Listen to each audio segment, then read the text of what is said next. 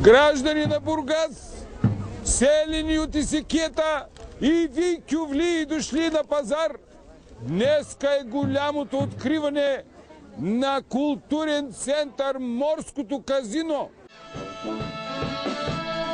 Обновеното Морско казино в Бургас днес беше официално открито.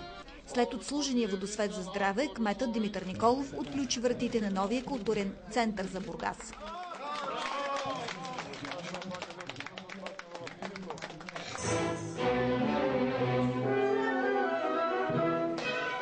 В Морското казино залите носят имената на емблематични личности за града.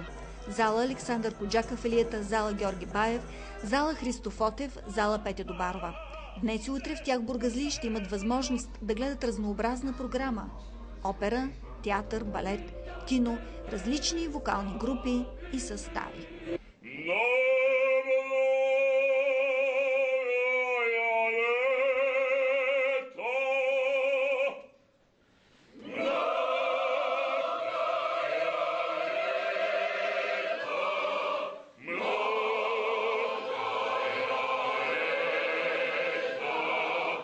Обстановката около най-емблематичната сграда и символ на морския град беше като в далечната 1938 година, когато е било открито Морското казино в Бургас.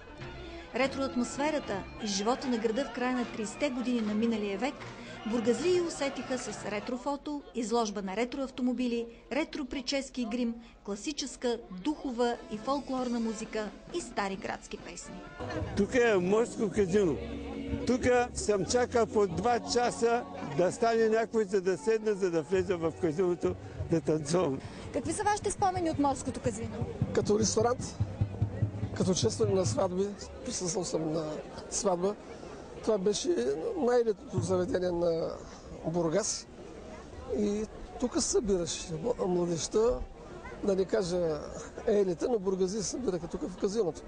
Това казино беше най-култовото заведение през 50-60 години на нашите дни, когато бяхме 20-30 годишни.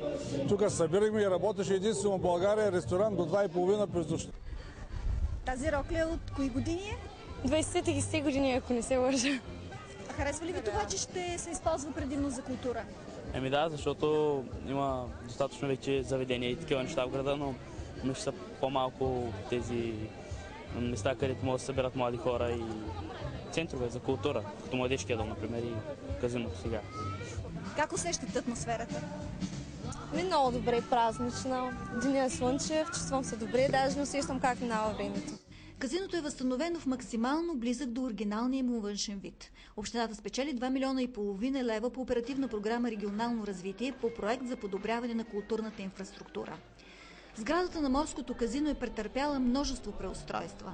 Въпреки всички намеси, тя е уникална постройка, която се вписва отлично в стръмния скат и осигурява широка панорамна гледка към целия залив.